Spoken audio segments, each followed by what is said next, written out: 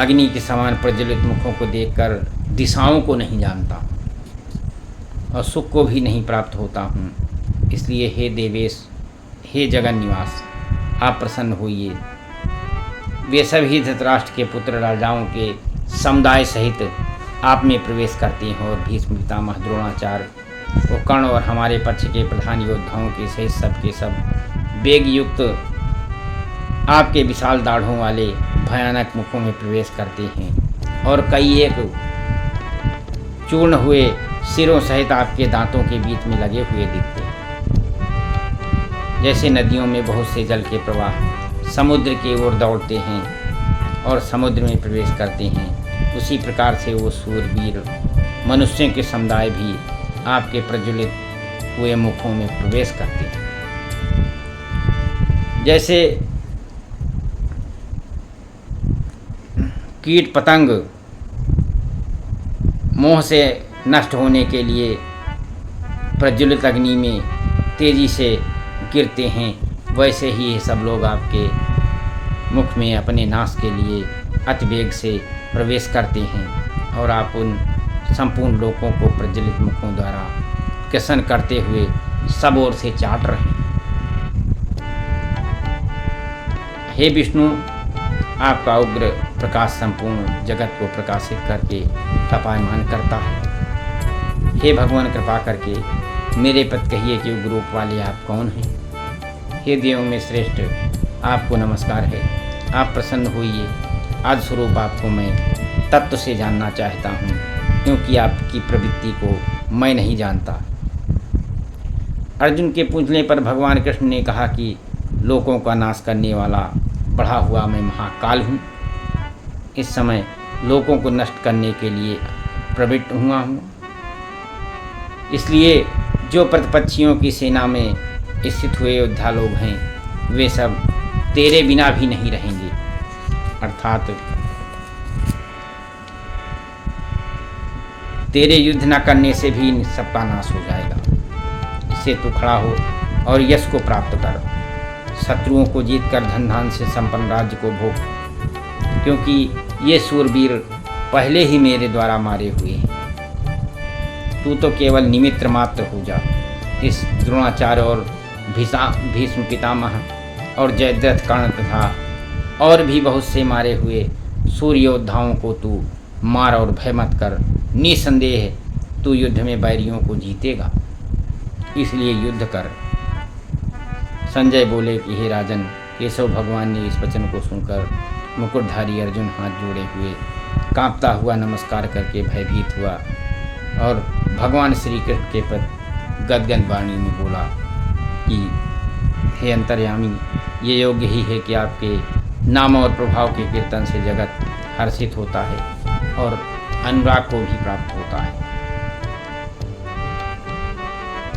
भयभीत हुए राक्षस लोग दिशाओं में भागते हैं, सिद्धगणों के समुदाय नमस्कार करते हैं। ब्रह्मा के भी याद करता सबसे बड़े आपके लिए कैसे नमस्कार नहीं करें, क्योंकि हे अनंत, हे देवेश, हे जगन निवास, आप उन सबसे परे अर्थात सच्चिदानंद घन ब्रह्म हैं। वो आप ही हैं, आद्य और सनातन पुरुष हैं। आप इस जगत के परम आश्रय, जानने योग्य और परम धाम हैं। आप सब जगत व्याप्त हैं, सब जगत को व्याप्त किए हुए हैं, अर्थात आप वायु एवं राजअग्नि, वरुण, चंद्रमा तथा प्रजा के स्वामी, ब्रह्मा और ब्रह्मा के भी पिता हैं। आपके लिए हजारों बार नमस्कार हुए, इसके लिए फिर भी बारंबार नमस्कार हुए, क्योंकि हे अनंत सामर्थ्य वाले, आपके लिए आगे से पीछे से नमस्कार हुए।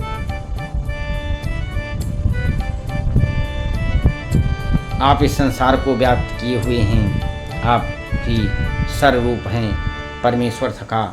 ऐसे आपके मान को प्रभाव को जानते हुए प्रेम से अथवा प्रमाद से हे कृष्ण यादव, हे सखे, जो इस प्रकार हठपूर्वक कहा गया है, और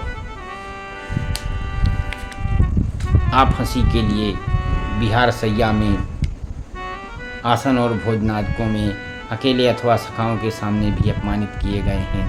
उस सब अपराध को अप्रमेय स्वरूप अर्थात अचिंत प्रभाव वाले आपसे मैं क्षमा कराता हूँ। आप इस चराचर जगत के पिता और गुरु से भी बड़े गुरु, अपूजनीय और अक्षय प्रभाव वाले हैं। 3 लोकों में आपके समान दूसरा कोई नहीं है, फिर अधिक कैसे हो। मैं शरीर को अच्छी प्रकार चरणों में रख के और निवेदन करके आप ईश्वर को प्रसन्न करने के लिए प्रार्थना करता हूँ। पिता जैसे पुत्र के और सखा जैसे सखा के, पति जैसे प्रिय स्त्री के, वैसे ही आप भी मेरे अपराध को सहन करने के लिए योग्य हैं। हे विष्णुमूर्ति, पहले न देखे हुए आश्चर्य में आपके इस रूप को देखकर मैं हर्षित हो रहा हूँ और मेरा मन भय से अति व्याकुल भी हो रहा है। इसलिए हे देव, आप अपने उस चतुर्भुज रूप को दिखाइए। हे जगन निवास, आप प्रसन्न होइए। हे विष्णु, मैं वैसे ही आपको मुकुट धारण किए हुए, गदा और चक्र हाथ में लिए हुए देखना चाहता हूँ। इसलिए हे विश्वरूप मूर्ति, हे सहस्त्रबाहु, आप उसी चतुर्भुज रूप से युक्त होइए।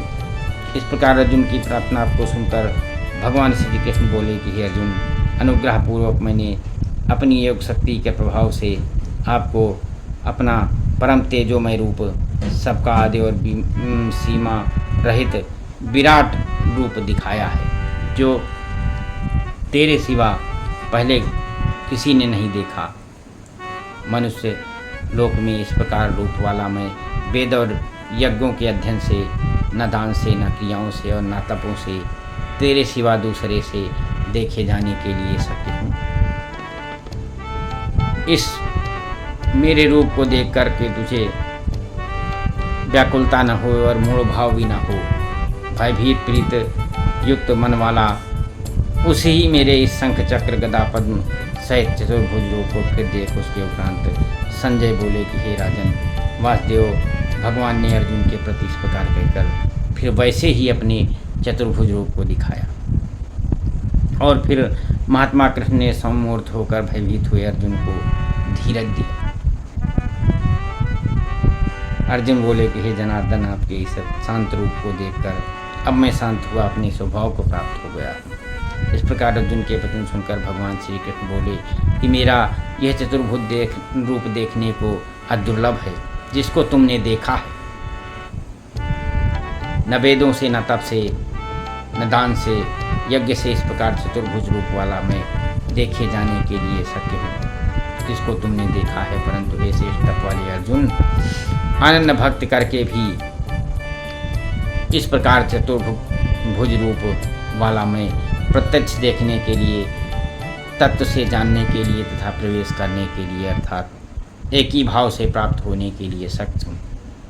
जो पुरुष केवल मेरे ही लिए सब कुछ समझता हुआ यज्ञ, दान और तपाद संपूर्ण कर्तव्य कर्मों को करने वाला है और मेरे प्राण है, अर्थात परम आश्रय और परम गति को मानकर मेरी प्राप्ति के लिए तत्पर है, वो भक्त अर्थात मेरा नाम, गुण, प्रभाव और रहस्य के श्रवण, कीर्तन, मनन, ध्यान और पठन पाठन का प्रेम सहित निष्काम भाव से निरंतर अभ्यास करने वाला है और आसक्ति रहित है, अर्थात स्त्री, पुत्र आदि संपूर्ण सांसारिक पदार्थों में स्नेह रहित है और संपूर्ण भूत प्राणियों में वैर भाव से रहित है। ऐसा वो आनंद भक्त वाला पुरुष मेरे को ही प्राप्त होता है।